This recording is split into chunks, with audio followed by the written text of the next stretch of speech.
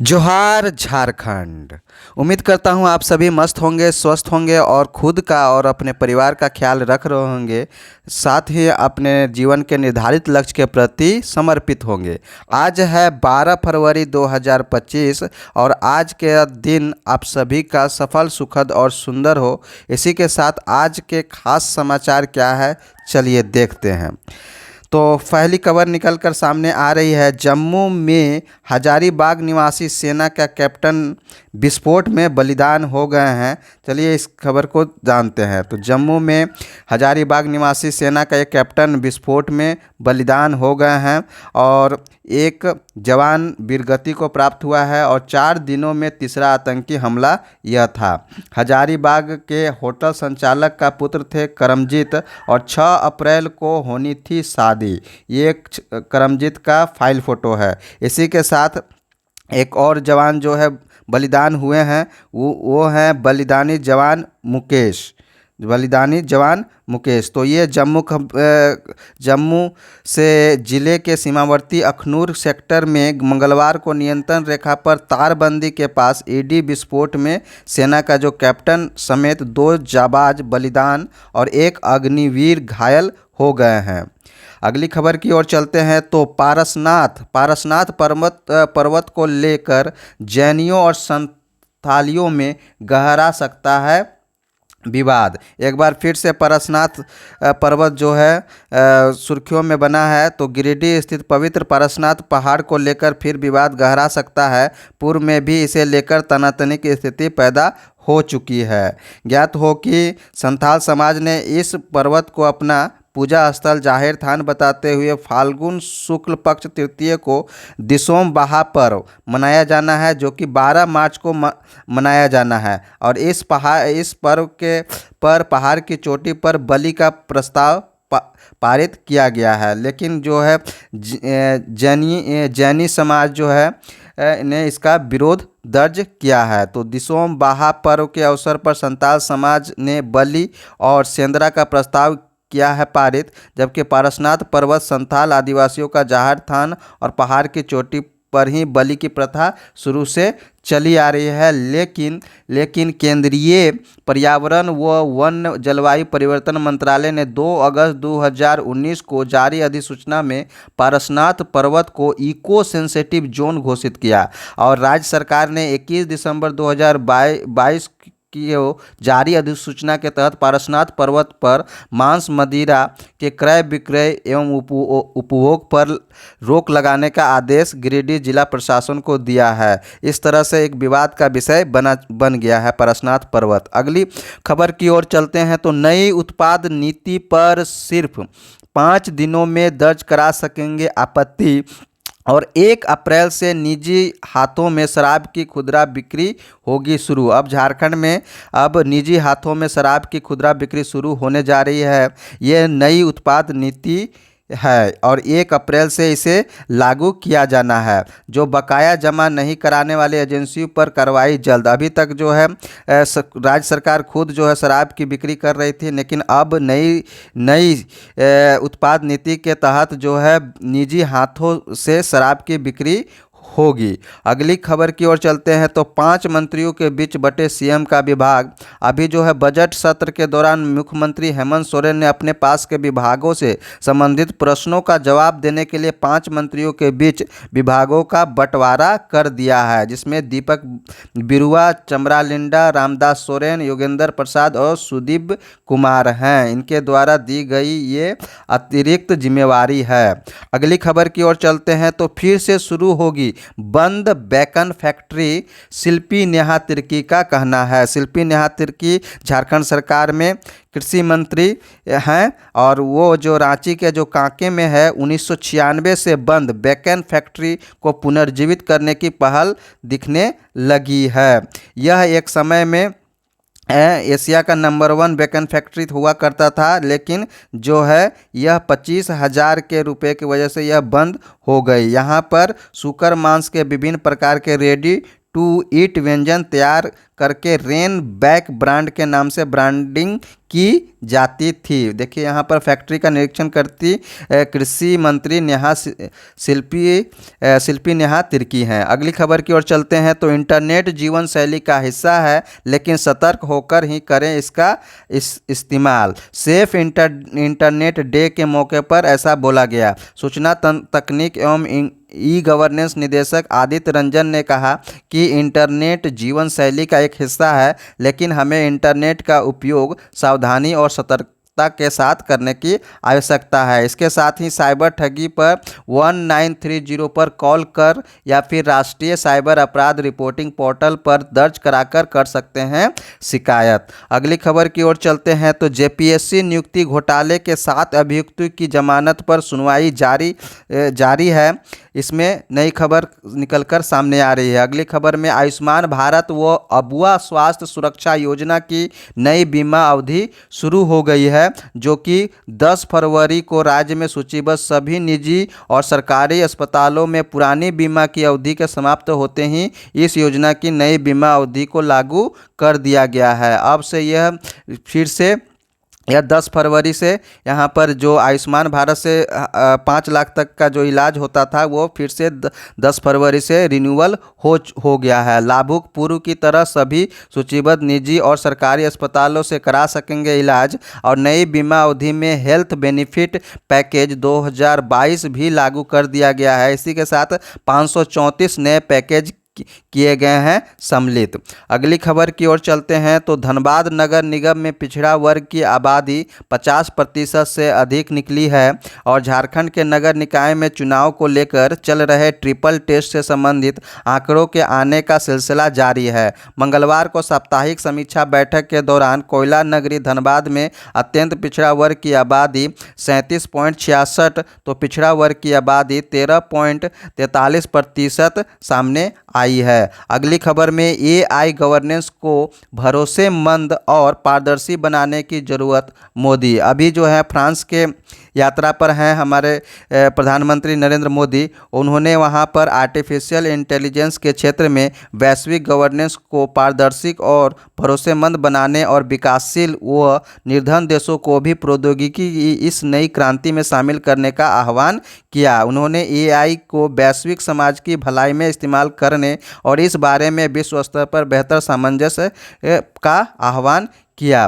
France में AI action summit में मिले पीएम विश्व स्तर पर बेहतर सामंजस्य का किया आह्वान। कहा, अब हमारी राजनीति, समाज, इकोनॉमी और सुरक्षा को प्रभावित करने लगा है एआई। अगली खबर की ओर चलते हैं तो जेईई मेन में धनबाद का अभिमन्यु टिब्रेवाल 99.99 परसेंटाइल के साथ राज्य टॉपर बन गया है। इंजीनियरिंग में प्रवेश के लिए आयोजित संयुक्त प्रवेश परीक्षा जेईई मेन के जनवरी सत्र का परिणाम घोषित हो गया है। इसमें जेईई मेन में धनबाद का जो अभिमन्यु टिब्रेवाल है 99.99 परसेंटाइल के साथ राज्य टॉपर बन गया है। अगली खबर में 3 योजनाएं बेस्ट प्रैक्टिसेज में शामिल हैं। कहना है उच्च शिक्षा के मामले में झारखंड में नई उम्मीद की किरण जगाई है। यह कहना है नीति आयोग ने सोमवार को जारी राज्य विश्वविद्यालय द्वारा गुणवत्तापूर्ण उच्च शिक्षा की विस्तार रिपोर्ट में उच्च शिक्षा में राज्यों की स्थिति बताई है, जिसमें उच्च शिक्षा में झारखंड की ऊंची उड़ान को बताया गया है। और नीति आयोग ने गुरुजी क्रेडिट कार्ड सहित 3 योजनाओं को बेस्ट प्रैक्टिसेज में किया है शामिल। कहती है रिपोर्ट कि झारखंड में 1 लाख आबादी पर 8 कॉलेज और विश्वविद्यालय सिर्फ 1 है। इसके अलावा में अगली खबर है दैनिक जागरण म्यूजिकल नाइट्स में दिखेगा बॉलीवुड हस्तियों का जलवा, हमेशा रहता है इंतजार। ये दैनिक जागरण का जो 22वें स्थापना दिवस समारोह मनाया जाना है 15 फरवरी को, उसमें म्यूजिकल नाइट्स का आयोजन किया जा रहा है। इसे लेकर पूरी तैयारियां लगभग पूरी कर ली गई है। अगली खबर में आज़ाद हिंद जनशताब्दी एक्सप्रेस सहित 4 ट्रेनें रीशेड्यूल किया गया है। इसी के साथ टाटा राउरकेला और इतवारी एक्सप्रेस 13 और 14 फरवरी को रहेगी रद्द। तो रेल यात्रियों के लिए ये बड़ी खबर है। अगली खबर में पूर्ण चंद्र के प्रकाश में जनसागर माघी पूर्णिमा का स्नान हो गया है शुरू।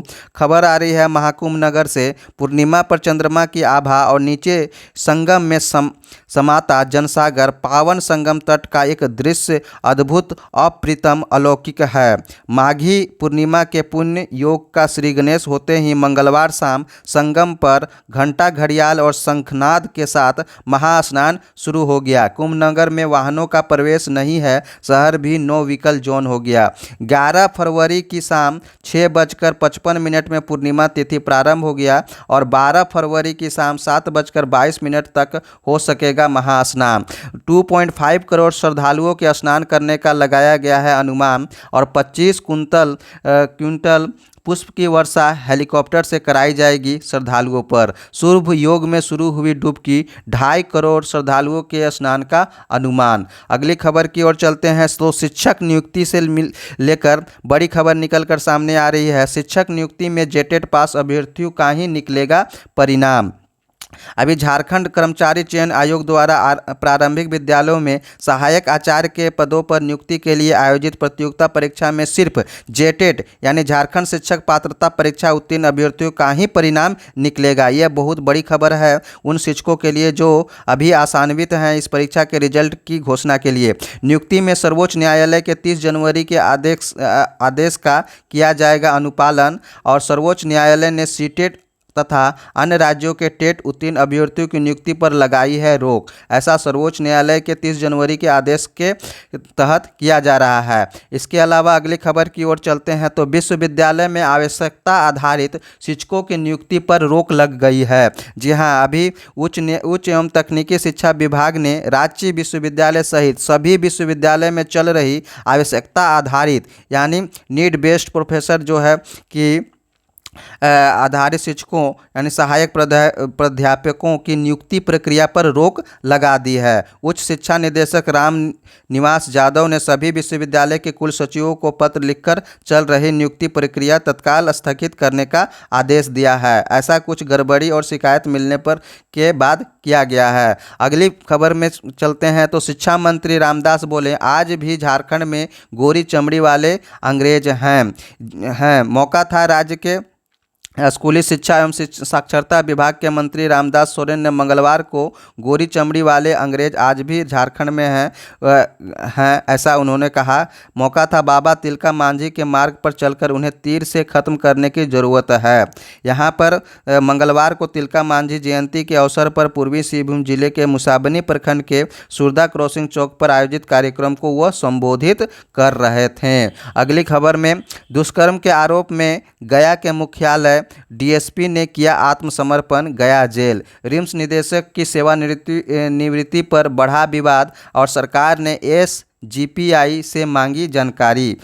सेवानिवृत्त उनका 30 दिसंबर 2024 को था। ऐसे में उनको 31 दिसंबर को योगदान करने की आवश्यकता नहीं है। उनको योगदान देना था रिम्स के निदेशक। और रिम्स के निदेशक की ये फाइल फ़ोटो है डॉक्टर राजकुमार का फाइल फोटो डॉक्टर राजकुमार। अगली खबर की ओर चलते हैं।